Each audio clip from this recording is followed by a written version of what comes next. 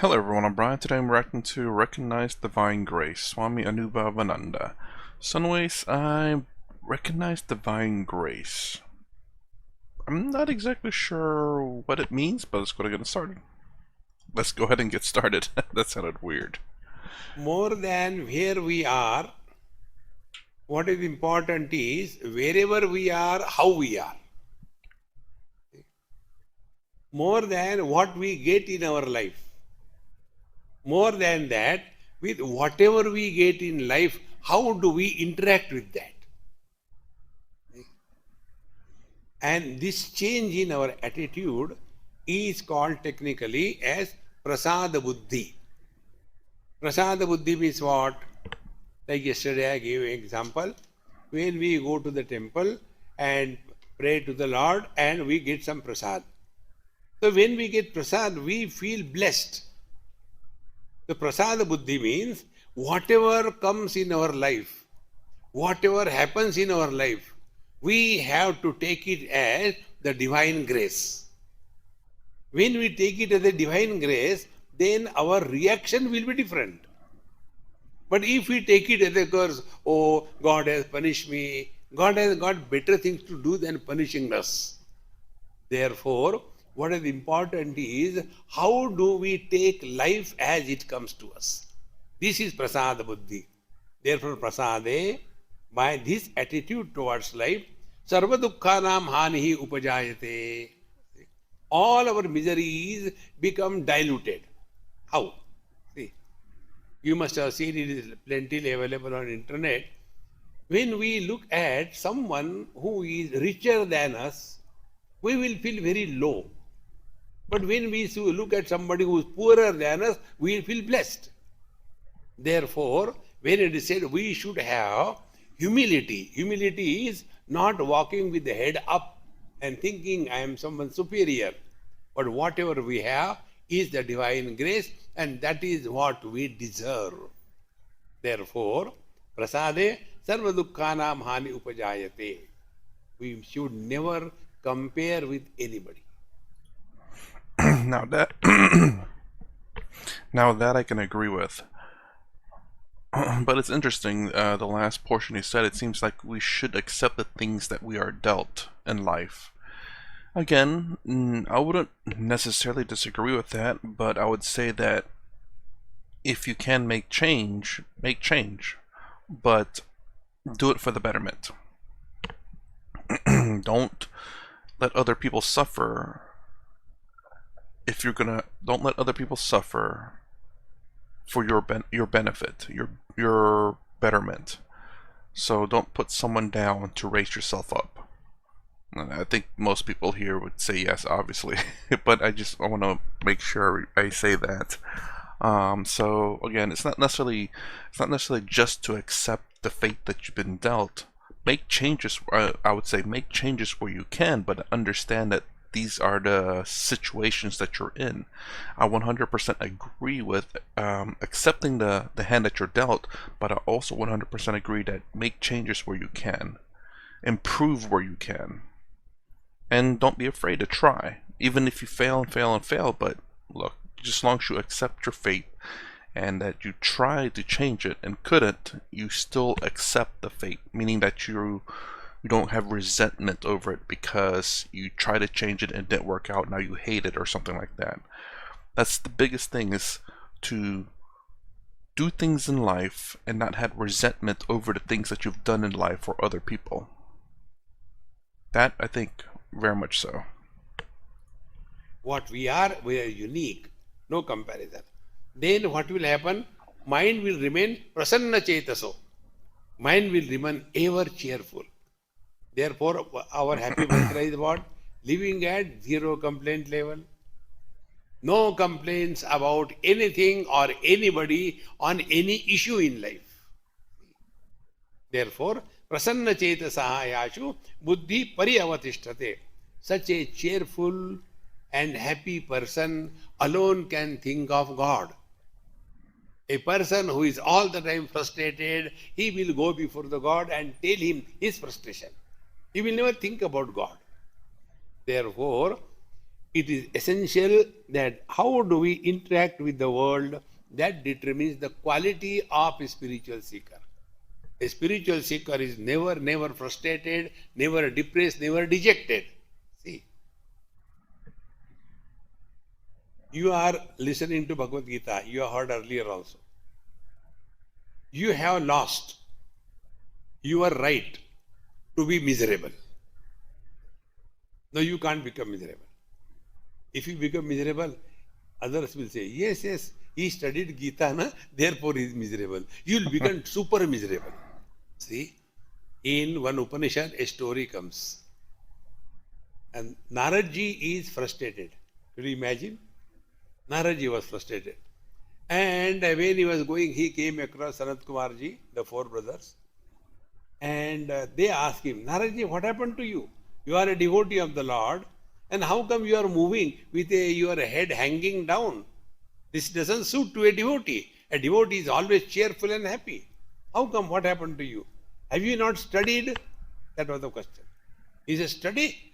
I have studied. He enumerates 64 branches of knowledge. I have studied all that. Then what is the problem? Problem is, earlier when I had not studied, that was the cause of my misery. Now I have studied everything. And now people say, you have studied everything, why you should be miserable? Therefore, I am not even allowed to become miserable. Therefore, I am super miserable. What should I do?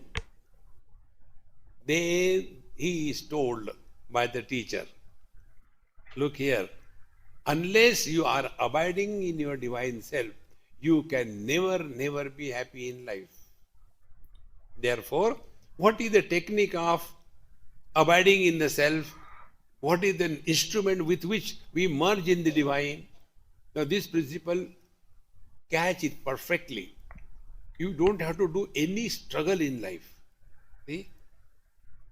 Consciousness expresses as life. Life expresses as mind. Mind expresses as sense organs. Sense organs express as the world. It's a telescopic. The only way is withdraw from the worldly object, come to the sense organs. Sense organs, no more slavery, come to the mind. No more under the influence of likes and dislikes, come to the I. And this dissolve this I in the life principle. This is the all spiritual practice. Oh, gonna rewind that. That was wasn't quite catching that. Although, okay, here we go. The only way is withdraw from the worldly object, come to the sense organs. Sense organs, no more slavery, come to the mind. No Sense organs, no more slavery. Sense organs, no more slavery. more under the influence of likes and dislikes, come The mind, no more under influence of likes, dislikes. Why is the sense organs slavery? I get the mind of likes and dislikes. to the I. And this Sorry,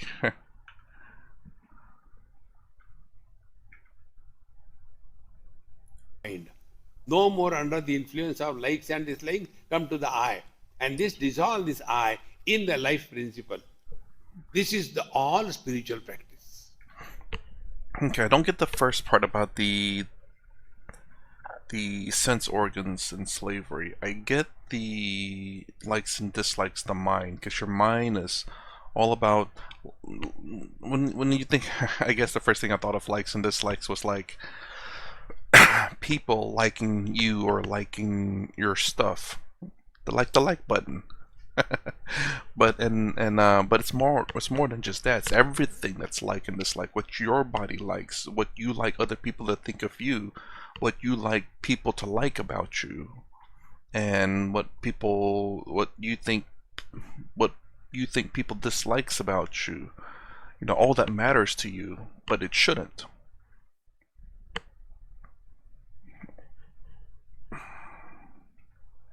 Influence, likes, dislikes come to the I, which the I dissolves. So the likes and dislikes comes to the ego, the not I, but the I. And then when that dissolves into the life principle. I guess life in this one's talking about Brahman or consciousness. That's all spiritual practice. But the sense organs, no more slavery, come to the mind. Know the influence of likes. Oh, I guess the body's desires, as in food, things like that, perhaps? Because likes and dislikes more of the emotions. The sense organs are more, well, sense organs. It's not necessarily dealing with hunger. Sense organs are more, just your experiences in the world. How is that a slave? I guess that explain that one for me if you understood that part. I think I understood the rest though. Likes and dislike, which is your ego. And when the ego dissolves into the to the I and dissolves the I into the Brahman. I believe I understood it. Let me know. I in the life principle. This is the all spiritual practice. By whatever this happens is right. If this is not happening and whatever we are doing is waste. And therefore, this technique is called as the technique of yukti. Yukti means a knack. Friends, spiritual life is a knack. It is not a struggle. See? Like riding a bicycle is a knack.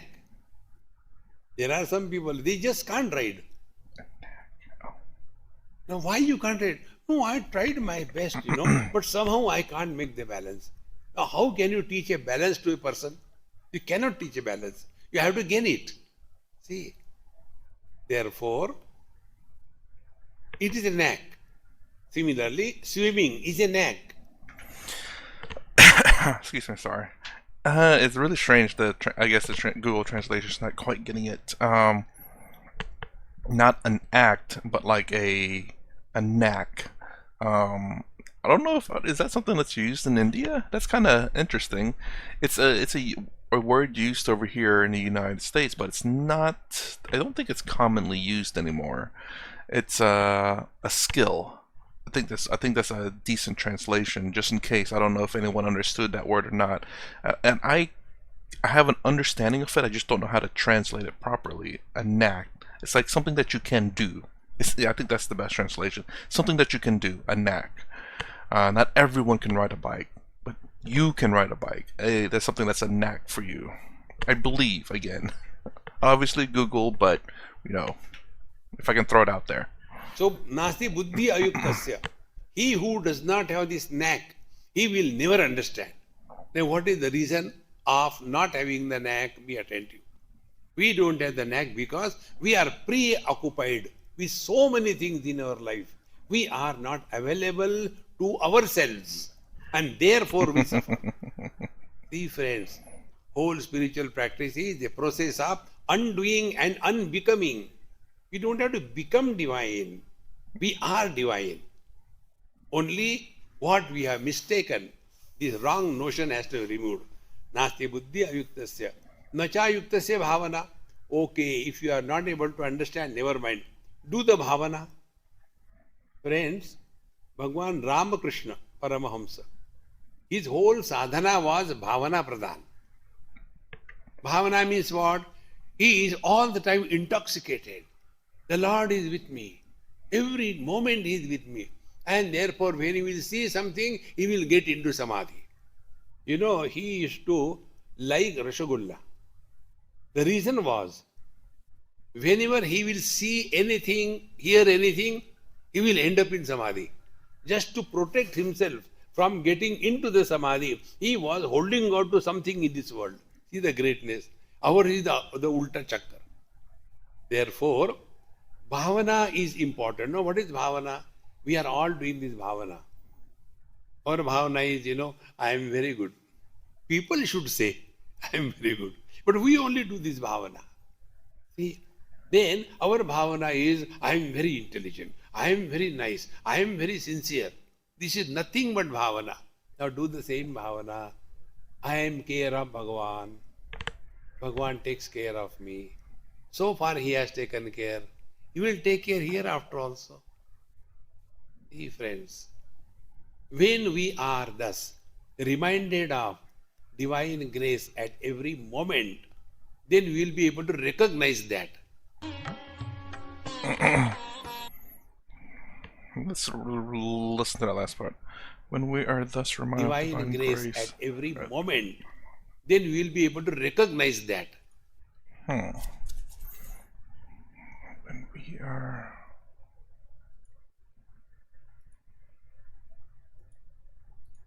reminded of divine grace at every moment. So when we are reminded of divine grace at every moment, we recognize it. When we are reminded of divine grace at every moment.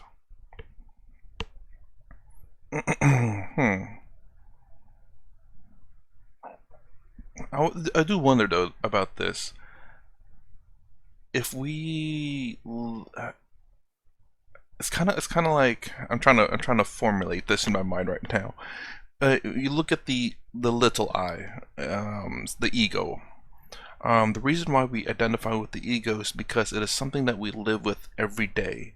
So that's the reason why it's so difficult to separate the ego, the little I, with the big I.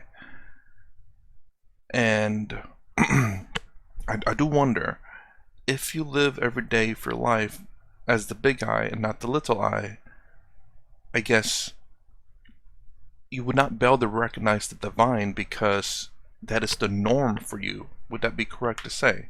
Again, the reason why you cannot separate the ego, the little I, from you is because that's the way you live every day. So it's indistinguishable between you and the little ego, or the ego or the little I or the ego. Sorry, I need to speak clearly.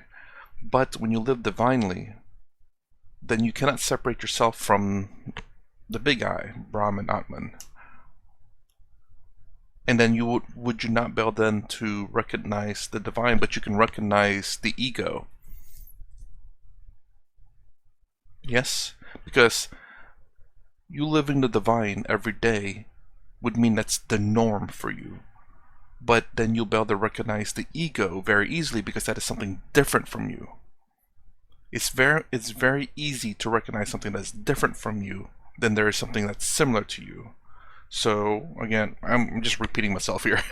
So essentially, the ego, because you and the ego are the same throughout life, it is very difficult to separate because you and the ego are essentially the same, and then therefore it's inseparable. You cannot see any different than that until, of course, you do philosophy, depending on the philosophy you want to do.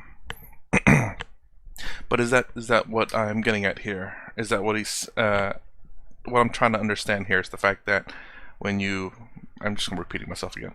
When you see the divine, because you identify as the ego, you get reminded. That way you can recognize it, because you understand what the divine is, because it's something that's different from you, and something that you don't experience every day. But when you do experience it and you get reminded of it, you can recognize it. Whereas someone who has lived in the divine for majority of their life, who sees it as something that's separate from themselves, they no longer recognize the divine because it's something that's not separate from themselves anymore. But they can recognize the ego because that is something different from them. Maybe am I making sense here? And also the other question would be the slavery in terms of your sense organs, which is kind of strange, I will say. That part I have not connected with. I understand the fact that you become, you're in a sense a slave to your desires and needs and want. Your needs for sure, because that's something that you need, not necessarily your wants. Your wants is something that you want, but you must fulfill your needs. I get that part. But your sense organs are not your needs, though. I don't believe. Anyways, let me know in the comments below. And that's my reaction to recognizing the divine grace. If you like my content, please consider subscribing. Thumbs up, thumbs down below. Thanks for watching. I'll see you in the next vid.